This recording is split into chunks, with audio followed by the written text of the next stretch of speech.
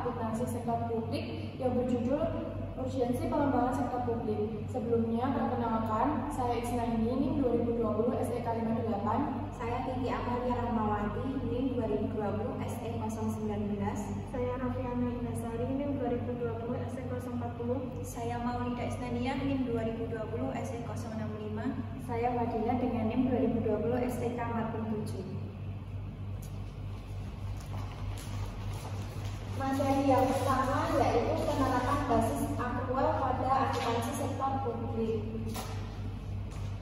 Salah satu milestone dalam perkembangan akuntansi sektor publik adalah mulai beralihnya basis akuntansi yang digunakan, yaitu basis kas menjadi basis akrual. Peralihan basis akuntansi tersebut menjadi tonggak sejarah era transparansi dan akuntabilitas yang lebih baik untuk mendukung perwujudan good public governance. Penerapan basis akrual akuntansi pemerintahan mulai muncul pada awal tahun 1990-an dan mulai saat ini telah menunjukkan perkembangan yang signifikan. B. Upaya perkembangan akuntansi sektor publik berskala internasional. IPSASP sebagai standar setter akuntansi sektor publik pada tahun 2018 telah menyusun strategi dan rencana kerja 2019 sampai 2023 sebagai upaya untuk mengembangkan akuntansi sektor publik. Rencana kerja tersebut menetapkan sasaran strategi untuk memperkuat public financial management atau PFM secara global melalui peningkatan adopsi atas International Public Sector Accounting Standard atau IPSAS berbasis akrual. Salah satu langkah utama untuk mencapai sasaran strategis tersebut yaitu melalui pengembangan IPSAS dan pedoman penyusunan laporan keuangan sektor publik yang berkualitas tinggi. Kemudian materi selanjutnya akan dijelaskan oleh saya. Jadi perkembangan untuk ini, pengembangan akuntansi keuangan sektor publik di Indonesia. 1. Perkembangan akuntansi keuangan sektor publik di Indonesia. Akuntansi keuangan sektor publik, khususnya akuntansi pemerintahan, telah berkembang sangat pesat sejak adanya reformasi manajemen keuangan negara. Reformasi tersebut ditandai dengan lahirnya paket undang-undang di bidang keuangan negara, yaitu Undang-Undang Nomor 17 Tahun 2003 tentang Keuangan Negara, Undang-Undang Nomor 1 Tahun 2004 tentang Pembendaharaan Negara, dan Undang-Undang Nomor 15 Tahun 2004 tentang Pemeriksaan Pengelola dan Tanggung Jawab Keuangan Negara berdasarkan prinsip-prinsip transparansi dan akuntabilitas.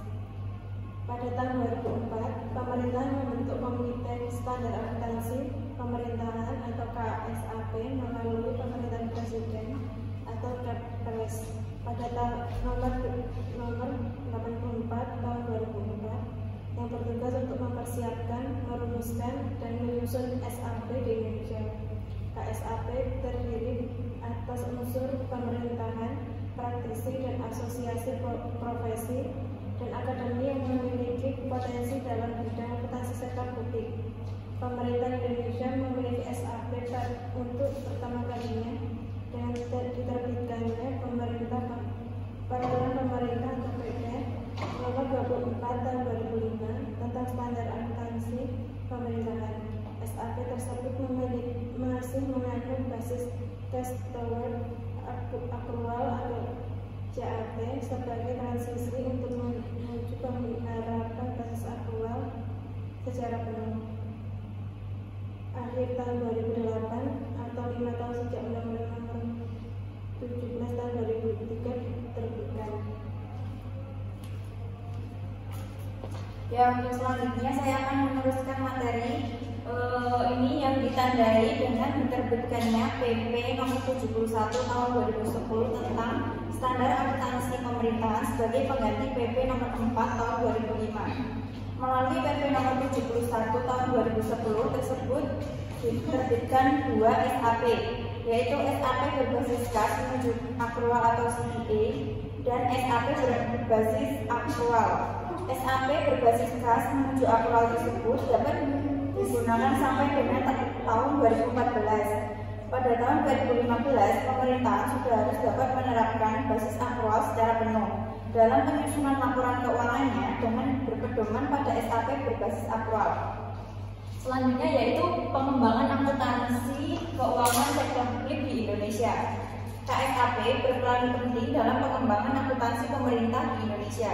KSAP keberadaannya diatur berdasarkan Kepres nomor 30 tahun 2016 sebagai perubahan terkini atas Kepres nomor 84 tahun 2004 telah menerbitkan berbagai standar akuntansi pemerintahan mulai awal terbentuknya sampai dengan saat ini. KSAP telah menghasilkan berbagai standar antara lain yang pertama yaitu 12 pernyataan standar akuntansi pemerintahan atau PSAP berbasis kas menuju akrual atau CTA. Yang kedua 13 PSAP dan 1 revisi PSAP berbasis akrual. Yang ketiga 14 buletin teknis atau bultek basis kas. Dan yang terakhir 10 buletin teknis atau bultek basis akrual. Dan 4 interpretasi standar akuntansi pemerintahan atau IPSAP. Selanjutnya akan dijelaskan oleh rekan saya Ismaili. Poin yang selanjutnya, urgensi arah pengembangan akuntansi keuangan sektor publik di Indonesia. Yang pertama, tantangan dan permasalahan yang menurut pengembangan akuntansi keuangan sektor publik di Indonesia. Pengembangan akuntansi keuangan sektor publik di Indonesia harus berlanjut untuk mewujudkan tata kelola pemerintahan yang baik, sehingga mampu mengantarkan rakyat Indonesia menuju masyarakat yang adil, makmur, dan sejahtera. Pengembangan tersebut dilakukan untuk merespons dan mengantisipasi sebagai dinamika pembangunan, misalnya yang timbul dari penerapan suatu kebijakan pemerintah.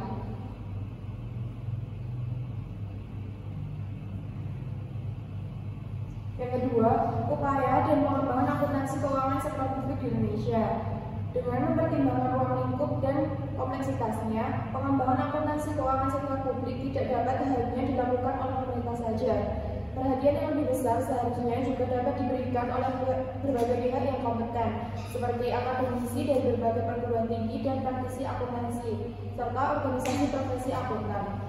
Perhatian dan keterlibatan berbagai pihak tersebut dapat mendorong dan mempercepat pengembangan akuntansi sektor publik di Indonesia.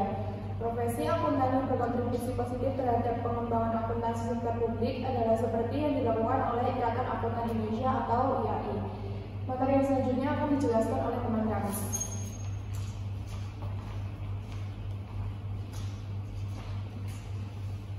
Sebagai organisasi profesi yang menaungi seluruh Ikatan Akuntan Indonesia atau IAI merupakan standar setter akuntansi keuangan sektor privat.